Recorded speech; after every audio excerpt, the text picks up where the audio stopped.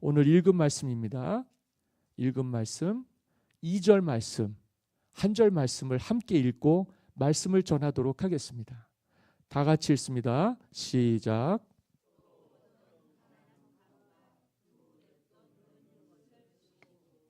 또 어떤 가난한 과부가 2렙돈 넣는 것을 보시고. 과부인데요, 예수님 시대에는요 두 부류의 과부가 있었어요. 그러니까 부자 과부가 있었고 가난한 과부가 있었어요. 과부라고 다 어려운 건 아니었습니다. 그런데 대부분은 과부가 됐을 때 가난하게 살았죠. 그 중에 한 여인일 뿐입니다. 그냥 그 시절에 살기가 그래서 홀로 돼서 성경에서 말하는 과부는 돌볼 사람이 없는 사람이에요. 홀로 돼서 기댈 언덕도 없고 누군가가 울타리가 되어주지 않으니까. 예수님 시절에는 고아와 과부들이 너무 많은 차별을 받았습니다. 예수님을 믿으면서도 교회가 시작됐을 때도 이 고아들과 과부들은 교회에서 차별을 많이 받았어요. 여전히 세상과 교회 안에 다름이 있어야 되는데도 불구하고 하나님 백성이라고 하는 유대 공동체에도 차별이 있었고, 교회가 돼서 이제 주님께 예배하는 예배 공동체로 차별이 없이 사람들이 들어왔을 때에도 여전히 차별이 있었습니다. 그러니까 사도행전에 보면 초대교회 공동체는 제자들이 애를 많이 먹었어요. 예배를 드리고 식사 나눔을 하는데, 공동 예찬을 할 때 이 나눔을 하는 사람들이 과부들에게 차별 대우하는 겁니다. 이제 사람들을 대하는 우리의 태도가 사실은 오늘 중요한 주제이기도 해요. 사람을 차별해서 대우하지 않는다. 그런데 막상 현실은 차별이 존재한다. 그 사람의 마음과 그 사람의 삶의 무게와 그리고 그 사람의 삶의 방향이 중요합니다. 여기에 나오는 두 부류의 사람이 있었어요. 첫 번째 1절에 나오는 이런 사람들입니다. 예수께서 눈을 들어 부자들이 헌금함에 헌금 넣는 것을 보시고. 부자들이 있었고요. 그들도 헌금 생활을 했습니다. 뭐 부자라고 헌금 생활 대충 하고 그러는 건 아니에요. 그리고 2절에 보시는 우리가 읽은 말씀에 오늘 주인공이기도 한 어떤 가난한 과부가 2렙돈 넣는 것도 보셨습니다. 그러니까 주님은 우리를 보고 계시는 거예요. 성전에 앉으셨어요. 그래서 사람들이 어떻게 하는가. 헌금은 하나님께 올려드리는 예물이잖아요. 그리고 그 당시에 이 헌금은 우리에게 굉장히 중요한, 과거에는 제사 때 짐승이나 곡식이나 다른 식물로 드렸던 제물입니다. 그런데 그 제물의 성격이 어때요? 사람들이 무감각해지는 거예요.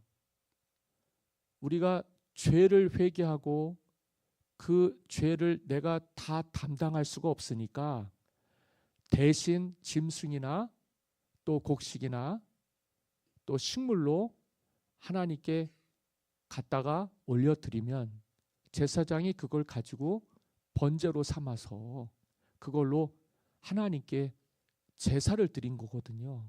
그걸 보면서 우리는 각성을 하는 거예요. 그러니까 그 제물의 무게는 죄의 무게만큼이나 무거운 겁니다.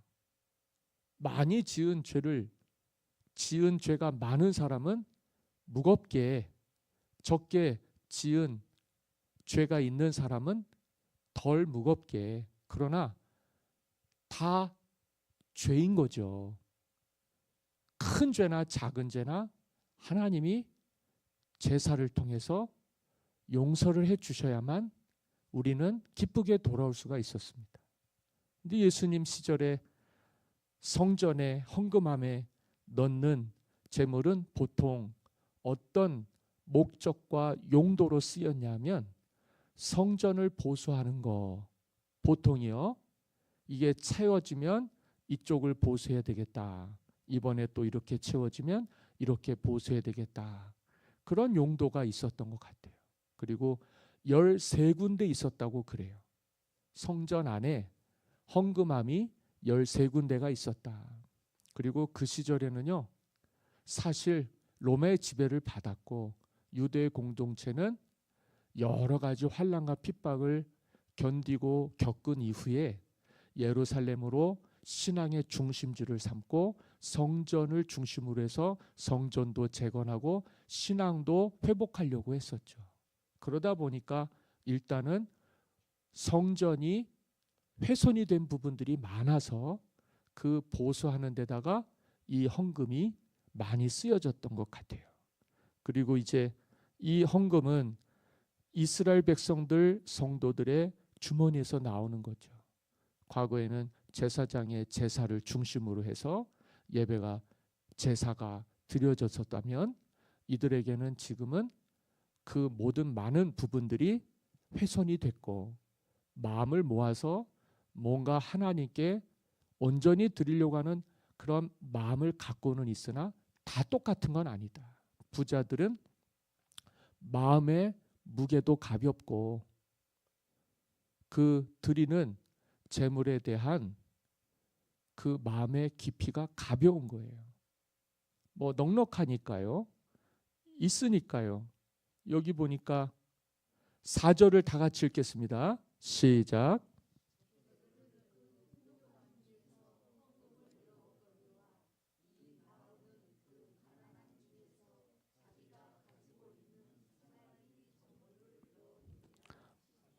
아멘. 객관적으로 보면 부자가 넉넉한 중에서 있는 것 중에서 내는 돈이 많았을 거예요.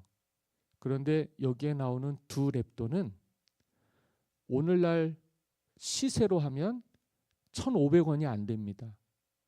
미국 돈 1달러가 한 1,400원에서 1,500원 사이에 해요.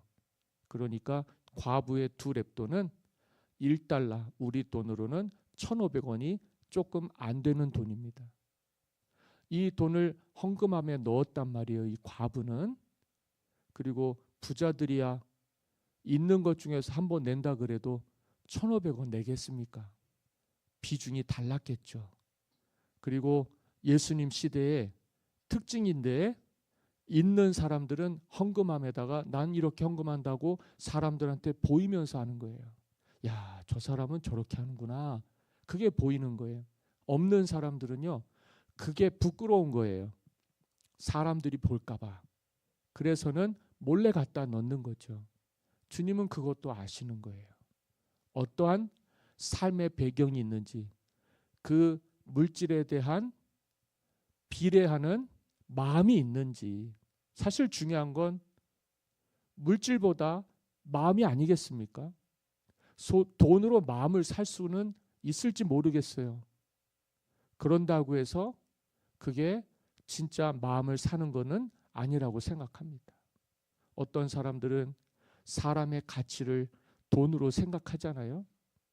저도 이제 미국에서 목회할 때 어느 분이 교회, 개척교회 핵심 멤버였어요. 그리고 부부가 다 열심히 살고 자녀들이 다 똑똑해서요. 주변에서 존중받고 칭찬받고 그러던 분들이었습니다. 그런데 이분들이 처음 왔을 때 이 교회 개척이라는 게 이민교회 개척이라는 게 그래요. 그 개척교회라고 했을 때 사람들이 흔히 여기서 생각하는 이런 개척도 어려운데요. 이민교회는 누가 그 교회의 주인이냐가 중요해요. 그런데 사람들이 봤을 때 그 교회는요, 개척한 교회는 그 권사님 가정이 주인이었어요. 그리고 이제 제가 신앙 교육을 그렇게 안 받았잖아요. 목사로 교회를 개척해서 교회를 부흥해야 되는 사명이 있다고 해서 열심히 했는데 부딪혔어요. 그런데 이분들이 과거에 했던 경험들이 있었던 것 같아요. 그러면서 이제 저한테 뭐라고 말씀을 하시냐면, 목사님, 제가 직장에서 퇴직을 했는데 우리나라 돈으로 한 500만 원을 받은 것 같아요. 그러니까 이제 짧게 일을 했겠죠. 미국 회사에서도 자주 이제 회사를 옮겼을 거니까 그 정도 되는 돈을 저한테 준다고 그러시더라고요. 근데 제가 본능적으로 그게 저를 시험하는 줄 알았어요. 근데 이거를 받아야 될까 받지 말아야 될까 순간적으로 고민을 많이 했습니다. 그리고 그때가 주말이었는데 권사님께 새벽기도 끝나고 뭐라고 말씀을 드렸냐면, 목사님이 어려우시니까 내가 이걸로 목사님께 드릴 테니 목사님 마음대로 하십시오. 제가 그렇게 할 수도 있는데 중요한 건 교회가 어려우니 교회에다가 헌금을 하면 그게 저를 돕는 게 아니겠습니까? 저는 그 순간, 그거를 받는 순간 제가 그분에게 종속된다는 걸 알았어요. 습관적으로 그 이민교회들이 어떻게 하는지를 겪으면서 들으면서 내게 그러한 일들이 있을 때 아는 거예요. 그래서 하나님께 짧은 순간 지혜를 구했고 3번을 간곡하게 목사님 받으시라고 하는 거 거절을 하니까 식은땀이 나더라고요. 안 받아도 문제, 받아도 문제였어요. 그런데 하나님이 그런 지혜를 주셨죠. 안 받았어요. 그리고 교회 재정 보시는 집사님들이 2분 계셨어요. 그래서 토요일 날 이분들한테 얘기했어요. 우리 권사님 한 분이 내일 퇴직금을 교회에다가 헌금할 텐데 헌금 내용은 목사님한테 주려고 했던 거지만 교회가 어려우니 교회에다 드린다고 하니까 내일 올라오면 잘 기록해 주시오. 그랬단 말이에요. 근데 그 다음날 그 권사님이 헌금을 했을까요? 안 했을까요? 하셨을까요? 안 하셨을까요? 안 했어요. 그 몰질의 목적이 뭔지가 드러나는 거예요. 만약에 교회를 생각했다면 당연히 하셨겠죠. 그런데 그거는 단지 사람을 돈으로 살려고 했던 거예요. 너무 비약하지 않아도 되겠습니다만 실체는 그랬던 것 같아요. 목사님을 섬길 마음이 있으면 교회에다가 할 수도 있잖아요. 그런데 그럴 마음이 없었던 것 같아요. 만약에 여기 있는 부자들이 당시에 사람에게 인정을 받고 사람들에게 마음을 살 수 있었던 방법이 그거였던 것 같아요. 나는 이렇게 하나님을 섬기고 있다. 어유, 훌륭하십니다. 훌륭하십니다. 사람들은 그거를 보는 거예요. 물질도 많은 양이 아니겠습니까? 교회에도 큰 도움이 되지 않겠습니까? 그러면 이래저래 그 사람이 교회에서도 귀한 사람이 아니겠습니까? 보통은 그렇게 생각을 하는 거죠. 근데 주님은 다르셨어요. 주님은 다르셨어요. 오늘 뉴스를 보니까 잠시 봤습니다. 잠시 외신을 보니까 미국에서 1센트라고 동전 중에 가장 작은 화폐가 있어요. 뭐 미국 사람들은 페니라고 합니다. 페니를 이제 안 만들기로 했다는 거예요. 동전을 하나 만드는데 그 동전의 값보다 만드는 값이 더 비싼 거예요. 그런데 그게 기준 가치였는데 우리나라 예전에 5원, 1원, 10원 뭐 이런 개념이에요. 우리나라 돈으로 15원밖에 안 돼요. 15원. 그 1페니를 없애는 일을 했더라고요. 역사 속에서 이제 그 사람들에게 잔돈, 품돈, 뭐 별것도 아닌 거, 그런 가치 없는 것들이 이제 사라지는 거예요. 문제는 뭐냐면 1센트도 없어지고 앞으로 5센트도 없어지고 뭐 이렇게 그런 돈의 가치라는 게요. 그렇게 매겨지는 거예요. 뭐 15원짜리 갖고 뭘 할 수가 없잖아요. 그리고 쉽게 말하면 두 랩돈 1,500원 갖고 뭘 할 수 있겠습니까? 김밥 사 드실 수 있겠어요? 요즘은 그거 가치도 안 돼요. 김밥 비싸요. 그렇죠? 얼마 합니까? 한 4,000원 합니까? 5,000원 합니까? 김밥도 못 사 먹어요. 그런 돈이에요. 그런데 이 여인에게는 하나님께 마음의 깊이가 있는 거예요. 이 사람은요, 그게 생활비 전부였다는 거죠. 여기 보시면 4절이에요. 아까도 읽으셨지만 저들은 그 풍족한 중에서 헌금을 넣었거니와 이 과부는 그 가난한 중에서 자기가 가지고 있는 생활비 전부를 넣었느니라. 자기가 가진 게 물질이 있는 중에서 드린 거하고 이것밖에 없는데 드린 거하고 가치가 어떻겠어요? 하나님은요, 물질이 그냥 우리 세상의 기준으로 1센트, 15원, 두랩돈, 1,500원 이까지 것 가지고 나한테 그럴 수 있느냐? 그렇게 얘기하시는 분이 아니에요. 그 작은 15원짜리 그리고 그 별거 아닌 1,500원짜리 동전 2개 하나에 750원짜리 그걸 넣는 사람의 마음을 보시는 거예요. 신앙생활은요, 그렇게 하는 거예요. 온 마음으로 하는 거예요. 사람 보고 하는 게 아니라 하나님을 보고 하는 거예요. 그게 다른 거예요. 부자들은요, 하나님을 보고 하는 게 아니에요. 사람 보고 하는 거예요. 그러니까 뭔가를 보여줘야 되는 거예요. 누군가에게 보여주기식의 신앙생활은 건강하지 못한 겁니다. 나는 목사님한테 이렇게 했어. 나는 교회에다 이렇게 했어. 나는 교회에다가 헌물도 했고 나는 교회에다가 헌금도 이만큼 했어. 누구한테 얘기하는 거예요? 누구한테 얘기하는 거예요? 사람한테 얘기해야 되겠어요? 하나님께 말씀을 드려야 되겠어요? 이게 좀 스트레스가 되십니까? 중요한 건요, 많고 적음이 아닙니다. 마음입니다. 마음. 우리 주님은 많이 넣었다고 더 사랑해 주시고 적게 넣었다고 덜 사랑하시는 분이 아니에요. 많이 넣었어도 마음의 중심에서 우러나오는 것이면 주님은 기뻐 받으실 겁니다. 적게 넣었어도 마음에서 중심에서 우러나오지 않는 것이면 하나님 안 받으셨을 거예요. 그런데 유독 그날 두 사람은 주님께 마음이 보인 거예요. 야, 저 사람들은 사람한테 보이려고 저러는구나. 아, 이 여인은 하나님께 전부를 드리고 있구나. 전부를 드리고 있구나.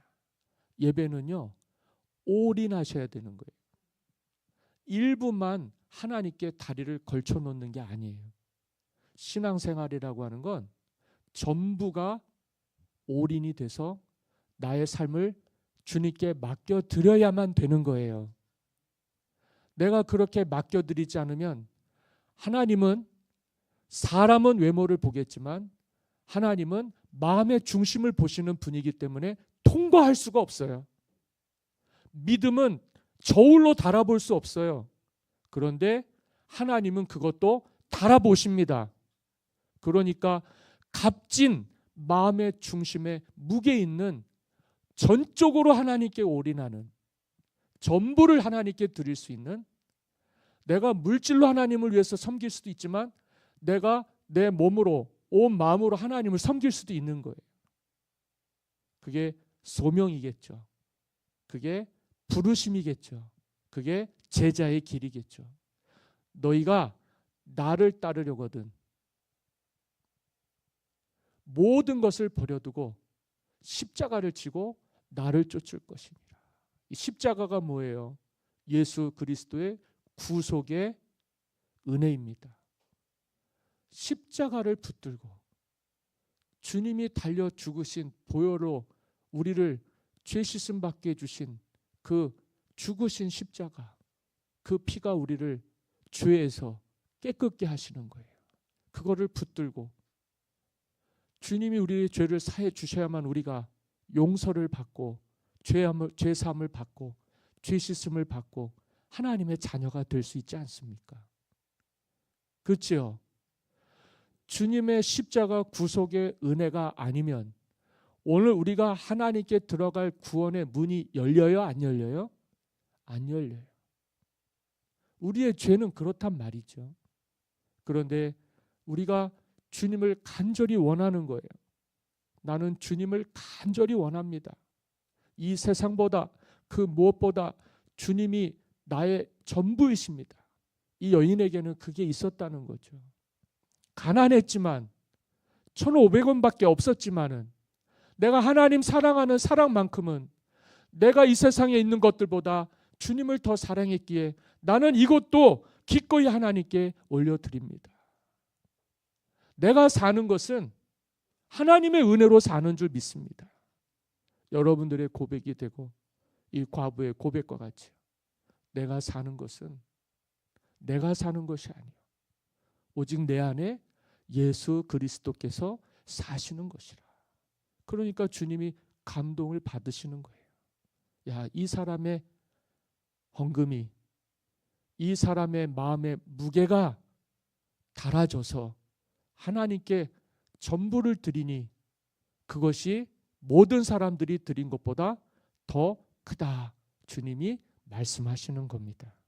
신앙생활은요, 사람을 보면서 사람이 보는 대로 하는 게 아닙니다. 신앙생활은요, 하나님이 보시는 대로 하나님이 보시는 줄 알고 하는 거예요. 진짜 중요한 건 뭡니까? 사람이 보는 데서만 믿음 생활하는 것이 아닙니다. 보이지 않는 곳에서도 믿음이 살아 있으셔야 됩니다. 누가 우리가 헌금하는 걸 얼마라는지 누가 알겠어요? 우리는 뒤에 헌금함에다가 헌금 넣지 않습니까? 우리가 얼마 하는 걸 누가 알겠어요? 크게 하는지 많이 하는지. 누가 여기서 헌금 많이 하셨습니다 일어나라고 박수 쳐주는 것도 아니고 그건 하나님께 드리는 예물일 뿐이에요. 우리가 살아있을 동안에 하나님 우리에게 주시는 은혜가 감사했고 내 죄로 죽을 수밖에 없었던 이 불쌍한 인생 내가 주님 믿고 주님 영접해서 하나님께 감사해서 우리의 삶의 일부를 드리는 것 그게 11조일 수도 있고 감사 인물일 수도 있고 1,500원일 수도 있고 그렇잖아요. 15원일 수도 있고요. 1센트인지 2랩돈인지 100원인지 500원인지 1,000원인지가 중요한 게 아니죠. 마음이 중요한 거죠.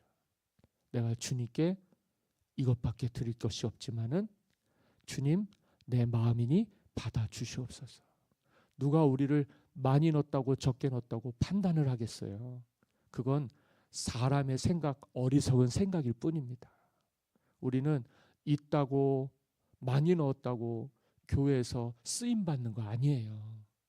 적게 넣었다고 못 넣었다고 교회에서 쓰임 못 받는 게 아니에요. 주님을 향해서 진실한 마음이 있고 하나님의 나라를 향해서요 내 마음이 전적으로 헌신할 수 있으면 그건 그 어떠한 세상의 가치, 물질보다 더 큰 겁니다. 마음이 있고 물질이 있는 거지. 물질이 있고 마음이 있겠습니까? 많이 넣었다 그래도 적게 넣을 수가 있고요. 적게 넣었다 해도 많이 넣은 것 같이 될 수 있는데 그것은 주님이 보실 때입니다. 주님을 바라보시면서 오늘 우리가 우리의 삶의 시선을 주님을 바라보시면서 올 한 해 잘 마칠 수 있게 되시기를 바라고 새해를 잘 맞이하실 수 있게 되기를 바랍니다. 저는요 우리가 여기까지 온 것도 하나님의 은혜라고 말씀을 드려요. 저도 그렇게 생각합니다. 그런데 세상을 바라보면은요 은혜가 떨어져요. 저는 그런데 여러분들은 어떻습니까? 나는 주님 바라볼 때는 마음에 평화가 있어요. 기도할 때는요 마음이 열려요. 그리고 세상에서 무슨 일이 있어도요 아무 걱정이 되지 않아요. 두렵지 않아요. 사람이 뭘 어떻게 한다 그래도요 무섭지 않아요. 그런데 문제는 뭐냐? 내가 약해서요 하나님보다 세상이 보일 때입니다. 정말 무서운 시간이 찾아오는 거예요. 여기까지는 하나님의 은혜로 인도해 주셨는데 내가 왜 이 삶의 여정 고비를 못 넘기고 있을까? 두려워하거나 무서워하거나 염려하거나 내가 하나님보다 사람을 더 두려워하는 때도 있었을 거예요. 여러분들도 마찬가지시지만 저는 사람이 무섭습니다. 겪어보니까 교회 밖에 있는 사람보다 교회 안에 있는 사람들이 더 무서웠었어요. 더 무섭게 정죄하고 더 무섭게 비판하고 더 무섭게 편을 가르고 더 무섭게 싸웠습니다. 어떻게 한 공동체 안에서 사람이 주인이 되려고 목사를 시험하기도 하고 물질이든지 그 어떤 것이든지 힘 있는 사람 앞에서는 왜 이렇게 작아지는지 모르겠어요. 내가 돈이 없어서 그렇구나. 내가 빽이 없어서 그렇구나. 내가 힘이 없어서 그렇구나 했었지만은 돌이켜보면 그때가 하나님을 의지할 때입니다. 하나님 도와주세요. 주님 시험에 들지 않기를 위해서 기도하라 그랬잖아요. 나는 주님 믿고 주님 뜻대로 하면 다 잘 될 줄 알았어요. 내가 주의 종이 된 우리 집안도 다 살릴 수 있는 줄 알았어요. 내가 목회하면 다 부흥할 줄 알았어요. 그래서 정말 큰 꿈도 있었고 큰 비전도 있었는데 그게 내 뜻대로 되는 게 아닌 거예요. 원한다고 애쓴다고 노력한다고 되는 것이 아니라 하나님의 은혜로 되는 거예요. 사람이 작정하고 저 사람을 죽인다 그러면 사람이 어떻게 피할 수 있겠어요? 그런데 환난 중에 하나님이 도우십니다. 그래서 피할 길을 주시는 거예요. 그게 간증이겠죠. 수없이 많은 환난 속에서요. 절망 속에서요. 믿음 지킨다고 애는 썼지만 이게 세상 살면서 내가 그런다고 누가 눈 하나 깜빡하겠습니까?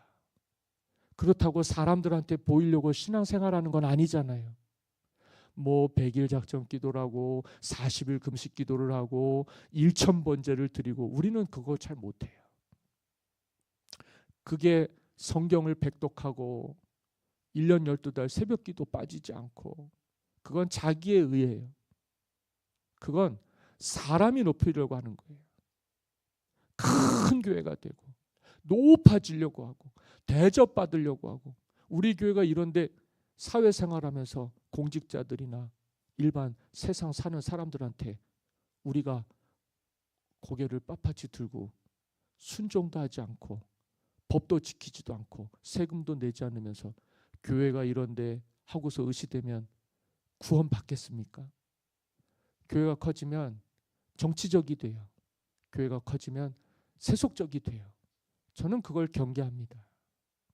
저는 그걸 경계합니다. 커도 괜찮고 작아도 괜찮은데 커지면 세상이 자꾸 들어와요. 거기서 뭘 하려고 그래요. 거기서 자꾸 힘을 쓰려고 그래요. 그게 또 배경이 되는 줄 알아요. 그러니까 보수니 진보니 뭐 별의별 편이 다 갈라져 있습니다. 주님이 하나 되게 하신 교회가 이렇게 나뉘고 갈라져서 상처가 되고 아픔이 되고 이단들만 춤추면서 좋아라 하고 어제 어느 권사님 한 분을 만났는데요. 우리 남학 신도시가 있고 오룡 신도시가 있잖아요. 우리 오룡 신도시 오룡 영은교회라고 우리가 후원하는 교회가 있는데 거기 40주년이 돼서 지난주 화요일 날 예배를 드리러 갔어요. 교인들 없어요. 어려워요. 그런데 그 권사님이 뭐라고 그러냐면 살기는 진짜 좋아요. 사람들도 정말 많고 아이들도 정말 많고 거기는 나이 드신 분들이 없대요. 다 30대 초등학교, 중학교, 고등학교. 야 나도 거기 가서 목회하고 싶다. 뭐 구원할 사람이 많잖아요. 그냥 막 활력이 있고. 근데 거기 하나님의 교회가 건물을 신축하고 크게 들어왔다는 거예요. 교회는 안 돼요. 그런데 이단은 그렇게 잘 돼요. 신천지 하나님의 교회. 요즘 통일교는 아주 그냥 죽을 쓰고 있겠죠. 근데 이단들이요 그렇게 하나님의 역사들을 방해하면서 믿음의 사람들만 그렇게 실족시켜서 자기들 배를 불리려고 사람들을 그렇게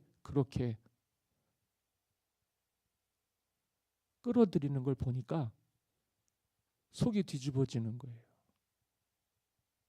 하나님의 일이 부흥을 해야 되는데 세상 마귀의 일들이 부흥을 하고 있으니까 하나님을 대적하는 이단 사이비 종교들이 저렇게 신나서 춤을 추고 활동을 하고 있으니까 속이 얼마나 상하는지 모르겠어요.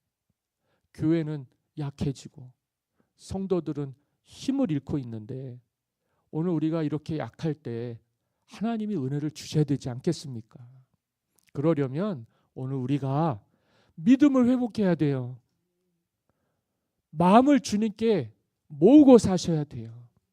그리고 작은 것 하나라도 제가 오늘 말씀을 안 드리는데 일거수일투족이라고요. 우리의 모든 행동을 하나님이 달아보고 계세요. 손 하나 드는 거, 발 하나 드는 거, 그게 무슨 큰 의미가 있겠습니까만 하나님은 우리의 모든 것들을 다 보고 계신다는 거죠. 헌금하는 것도, 사회생활하는 것도, 믿음 생활하는 것도, 삶의 자세도요, 주님을 향한 마음도 다 아시는데 우리가 사람은 속여도요, 하나님은 속일 수가 없어요. 그 하나님이 보실 때 잘했다야 우리가 칭찬받는 하나님의 자녀가 될 수 있고 내 믿음이 너를 구원하였다 하시고 구원을 받을 수가 있는 것입니다. 오늘 우리는 구원을 받기 위해서 신앙생활을 해요. 하나님의 나라에 들어가기를 위해서 믿음의 경주를 합니다. 하나님의 나라가 임하는 것을 보고 우리가 기뻐해야 돼요. 성도들을 잃어가면서 교회들이 약해져 가면서 우리가 마음을 하나님께 모으지 못하고 세상 바라보면서 염려하면 다 망하게 됩니다. 나도 구원 못 받고 남도 구원 못 받고. 그러나 오늘은 주님이 우리를 위해서 이 땅에 오시는 성탄의 절기를 맞이하는 대림절 아니겠어요? 마음을 모으셔서 정말 주님을 바라보실 수 있게 되기를 바라고 마음이 정말 중심이 깊어져서요. 하나님이 보실 때 내 믿음이 너를 구원하였느니라. 이 믿음도요 100%의 믿음이 돼야 돼요. 삶도요 하나님께 전적인 헌신을 하실 수가 있어야 돼요.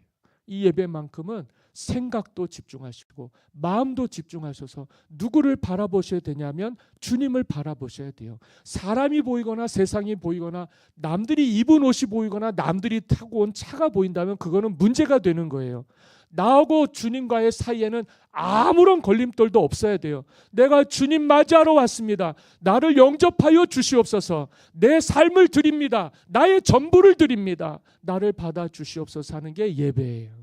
이 예배를 통해서 저와 여러분들에게 하나님이 보실 때 너는 착하고 충성된 종이구나. 내가 작은 일에 충성했으니 더 좋은 것으로 맡겨주겠다. 이게 하나님의 자녀들이 우리가 잃어버린 영혼들을 찾는 일에 추수할 곡식들이 많아서 추수할 일꾼들이 필요한 시대에 하나님이 쓰시는 교회와 성도가 되는 길이 아니겠습니까? 저와 여러분들이 힘을 다해서 마음을 다해서요 한 해를 잘 살아오셨지만 끝을 잘 마무리하셔야 돼요. 이번 계절 이 남은 12월을 저와 여러분들이 주님을 바라보시는 가운데 예배도 회복이 되고요. 헌금 생활도 회복이 되시고 그리고 가정 구원도 이루시고 내 영혼의 구원도 이루십시오. 그래서 내 안에 하나님의 나라가 임해야 돼요. 그래서 우리에게 주신 이 하나님의 나라를 빼앗기시면 안 됩니다. 그러면 우리는 실족할 수밖에 없어요. 주님께서 우리를 천국 가는 그날까지 이제 15년 된 교회지만 30년이 돼도 50년이 돼도 75년이 돼도 100년이 돼도 이 가운데 흔들림 없이 든든하게 서서요. 다음 세대 살리고 마지막 땅끝까지 복음 증거하는 복된 교회 비전 패밀리가 다 되시기를 예수님의 이름으로 간절히 축원합니다.